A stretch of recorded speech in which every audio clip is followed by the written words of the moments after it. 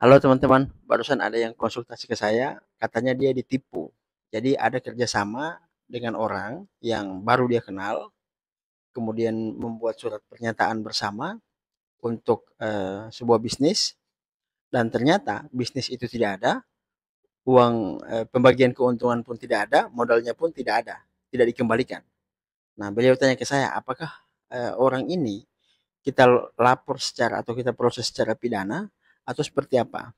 Nah, saya menyampaikan bahwa hal yang seperti ini harus diproses secara perdata. Karena sebelumnya saya sudah menanyakan ke yang bersangkutan apakah memang penipu ataupun si terlapor ini memiliki harta ataupun aset. Nah, ternyata beliau sampaikan ada aset, dalam hal ini mobil, rumah juga ada, dan aset-aset yang lainnya. Tapi kita belum tahu ya apakah itu memang merupakan milik yang bersangkutan atau hanya sewa atau pinjam. Kita nggak tahu. Cuman kalau melihat jumlah ataupun besaran kerugiannya, saya menyarankan agar perkara ini diproses secara perdata saja. Kenapa demikian? Karena kalau misalnya kita menempuh upaya pidana, sementara sudah ada perjanjian yang ditandatangani sebelumnya, tentu ini akan menjadi hambatan apabila perkara ini diarahkan atau misalnya eh, pendapat ahli lebih mengarah ke hal-hal yang sifatnya perdata. Makanya saya menyarankan agar perkara ini diproses secara perdata karena harapannya adalah supaya aset daripada si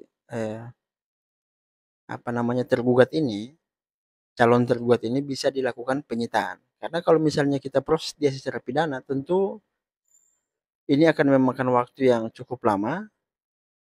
Kalau diperdatakan ada yang namanya gugatan sederhana ataupun GS. Itu besaran kerugiannya di bawah 500 juta. Jadi itu bisa dilakukan upaya gugatan sederhana. Nah, memang pidana itu selalu membuat orang menjadi takut, tapi tidak selamanya juga membuat orang itu membayar. Memang kalau misalnya kita proses secara mendalam bisa saja terpenuhi unsur pidananya, tapi saya lebih condong ini ke perdata karena kita mau mengejar ganti kerugian, bukan soal sanksi pemidanaan terhadap yang bersangkutan. Seperti itu.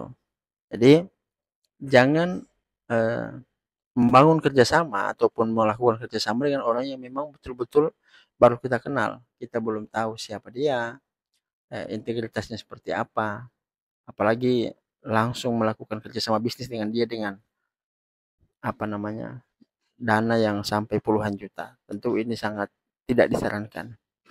Oke, itu pesan saya terhadap teman-teman.